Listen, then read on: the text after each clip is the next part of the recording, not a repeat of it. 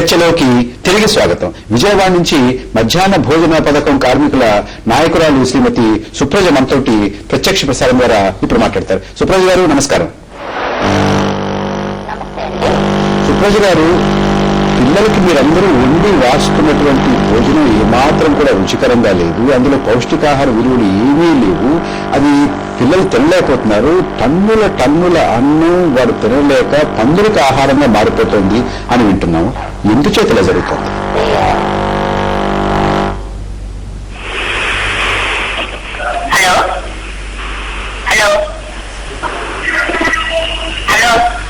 సుప్రజ గారు వినపడుతుందా నేను మాట్లాడేది?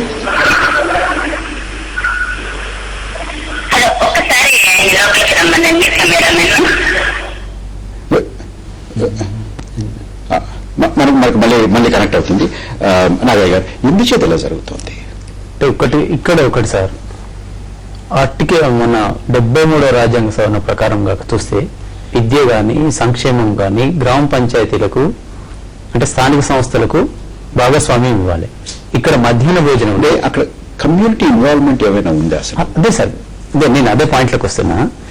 ఎక్కడ కూడా కమ్యూనిటీ ఇన్వాల్వ్మెంట్ లేదు. ఎవరైతే బెనిఫిషరీస్ ఉన్నారో బెనిఫిషరీస్ లేరు. లోకల్గా ఉండేటటువంటి గ్రూప్స్ కానీ లోకల్ ఇన్స్టిట్యూషన్ కానీ నీకు ఎక్కడ లేదు కాబట్టి దీని పర్యవేక్షణ అనేటటువంటి కొరవడింది. ఇంకోటి ఏంటంటే యూనిసెఫ్ 2005లో చెప్పింది ఏంటంటే మధ్యాహ్న భోజనము పిల్లల యొక్క పర్యవేక్షణలో జరగాలని చెప్పింది. కానీ ఇక్కడ పిల్లలు కాదు కదా, పిల్లలు అంటే వాళ్ళ వాయిస్ అంటారు. నాకు రెండు ప్రశ్నలు వస్తున్నాయి. ఒకటి అంటే కాగితాల మీద ఉంది, అధికారం ఎవరికి ఉంది, ఏమిటి, సర్పంచ్కి ఉందా లేకపోతే ఉపాధ్యాయులకు ఉందా, అది కాసేపు అలా ఉంచుదాం. అంటే కమ్యూనిటీ ఇన్వాల్వ్మెంట్ అంటే నా పిల్లలకి ఇలాంటి తిండి పెడతావా నువ్వు అని తల్లిదండ్రులు ఎవరు నిలదీయట్లేదా?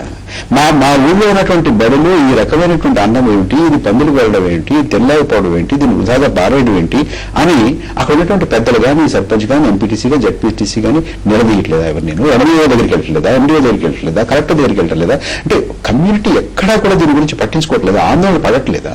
కమ్యూనిటీ ఆందోళన చేస్తున్నారు కానీ ఎక్కడ అంటే తక్కువ పర్సెంటేజ్ చేస్తున్నారు కాబట్టి ఏం చేద్దాం, దీని యొక్క ప్రభావితం అనేది ఈ పెద్ద ఎత్తున ఆందోళన లేకపోవడం వల్ల చాలా మంది ఏమనుకుంటున్నారంటే బాగా నడుస్తుందేమో అని అనుకుంటున్నారు.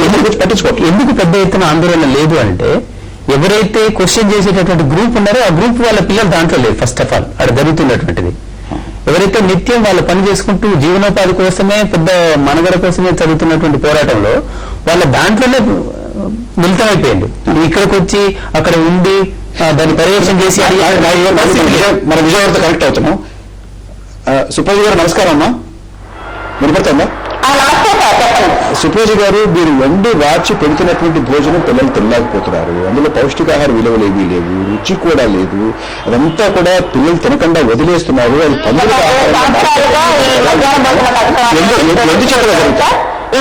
ప్రవేశపెట్టిన దాంట్లో పథకము లక్ష్యాలు మంచివైనా పథకం నడపకంలో నీరు గార్చే పరిస్థితి అనేది కనపడుతుంది సార్. ఈ రోజు పెరిగిన ధరలకు అనుగుణంగా చూస్తే ఈ మధ్యాహ్న భోజనం అప్పటి రేట్లకి ఇప్పటి రేట్లకి 4 ఇంతలు ధరలు పెరిగిపోయాయి. దానివల్ల మధ్యాహ్న భోజన కార్మికులు చాలా అప్పుల పాలైపోయి ఇక మేము పెట్టలేము, ఈ విధంగా మేము చేయలేము ఈ స్వచ్ఛందంలో బయటకు వచ్చేసారు మన రాష్ట్రంలో. అదే ఇతర రాష్ట్రాల్లో చూస్తే కర్ణాటక కానీ తమిళనాడు కానీ కేరళ కానీ రాష్ట్రాలలో ఏజెన్సీ కార్యకర్తలకు తమిళనాడులో 2270 రూపాయలు వేతనం ఒక్కరికి 11 లక్షల రూపాయలు హెల్పర్కి ఇస్తున్నారు సార్. అదేవిధంగా కర్ణాటకలో కూడా హెల్పర్కి 800 రూపాయలు, హెల్పర్ 1 2 3 అని చెప్పేసి హెల్పర్లని పెట్టి వాళ్ళకి 600 500 400 ఆ విధంగా ఇస్తున్నారు సార్. కేరళలో కూడా రోజుకి 100 రూపాయలు చొప్పున ఇవ్వాలి అనేది పెట్టారండి. కానీ మన రాష్ట్రంలో పథకం అయితే అమలు చేయాలి అని చెప్తున్నారు కానీ మౌలిక సదుపాయాలు కూడా నేటికి మన రాష్ట్రంలో మా జిల్లాలో అనేక స్కూల్స్ లో మౌలిక సదుపాయాలు అనేవి లేవు సార్. దానివల్ల ఏంటంటే పెట్టే కార్మికులు వంట పాత్రలతో సహా కొనుక్కొని వాళ్ళ సొంత ఖర్చులతో అప్పుల పాలు అయ్యి అప్పులు చేసి తీసుకొచ్చి పెట్టాల్సిన పరిస్థితి ఏర్పడుతుంది సార్. ఒకటి. రెండోది ఏంటంటే పథకం మాట్లాడినందుకు ఈశ్వరయ్య గారు, వారి కష్టాలు వాళ్ళకు ఉన్నాయి, సరిపోవట్లేదు అంటున్నారు, పాత్రలు కూడా మేము కొనుక్కోవాల్సి వస్తుంది అంటున్నారు, మాకు సవారికి బిల్లులు చెల్లించట్లేదు అంటున్నారు. వాళ్ళ కష్టం వాళ్ళకుంది, పిల్లల కష్టం పిల్లలకు ఉంది, ఉపాధ్యాయుల కష్టం ఉపాధ్యాయులకు ఉంది. ఎలా మరి? దీనంతటికీ పరిష్కారం సార్, ఇప్పుడు స్టేట్ గవర్నమెంట్ కూడా మన రాష్ట్రంలో కూడా ఏజెన్సీలకు సంబంధించి 5,000 రూపాయలు ప్రతి స్కూల్ కు సంబంధించి డబ్బులు పంపించాలి, వాటిని రిలీజ్ చేయాలని చెప్పి ఒకటైతే పథకం అయితే పెట్టుకుంది. కానీ ఇంతవరకు రాష్ట్రంలో మెజారిటీ 90% స్కూల్స్ కు ఏ స్కూల్స్ కూడా 5,000 రూపాయల నిధులు అనేటువంటిది పంపించిన పాపాన్ని పోలేదు. విజయవంతంగా నడుస్తున్నటువంటి నమూనాలు మన కళ్ళ ముందు ఉన్నాయి, పొరుగు రాష్ట్రాల్లో ఉన్నాయి. బహుశా మన రాష్ట్రంలో కూడా కొన్ని స్కూళ్ళలో చక్కగా చేస్తున్నారేమో కూడా, అంటే కమ్యూనిటీ పార్టిసిపేషన్ తోటి మిగతా వాళ్ళు సాయం చేయడం తోటి చేస్తున్నారేమో. దాన్ని నమూనాగా తీసుకోవడానికి అభ్యంతరాలు ఏమిటి? అభ్యంతరాలు నమూనాగా తీసుకోవాలనేటువంటి ఆలోచన ఉన్నటువంటి వాళ్ళకి అభ్యంతరాలు ఉండవు సార్. అసలు దాని గురించి ఆలోచన చేయనటువంటి వాళ్ళకి అన్ని రకాల అభ్యంతరాలు. అసలు స్టేట్ గవర్నమెంట్ సర్వశిక్ష అభియాన్ పెట్టింది. ఆ సర్వశిక్ష అభియాన్ ద్వారా ఈ పథకాన్ని ఇంప్లిమెంట్ చేస్తున్నారు. నిన్న 3 రోజుల పాటు ఒక 30-35 మంది డిఈఓలు, ఎంఈఓలు, మిగతా అధికారులంతా వచ్చి జాతీయ స్థాయిలో వచ్చి కూర్చొని మన ఎన్ఐఆర్లో కూర్చొని డిస్కస్ చేసుకుని ఒక గ్రామాన్ని సందర్శించి వెళ్ళిపోయారు.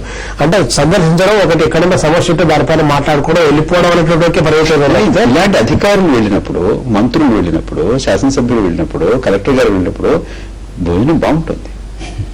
ఆ రోజు ముందే ప్రిపరేషన్ సార్. అవసరమైతే మినిస్టర్ వస్తున్నాడని లేదా ఎమ్మెల్యేలు వస్తున్నారని ఆ రోజు మిగతా వాళ్ళు కూడా ఇందులో ఏం బాగుండలేదు, మీకు ఏం రుచికరంగా లేదు, చాలా బాగుంది అని మంత్రులు కూడా చెప్తున్నారు. అవును సార్, ఆ ఒక్కరోజు బాగుంటుంది. నేను అడిగిన ఆ ఒక్కరోజు కాదు, అసలు ఈ పథకం అనేటువంటిది శాశ్వతంగా నడవాల్సినటువంటి అవసరాన్ని ఈ ప్రభుత్వం గుర్తించింది.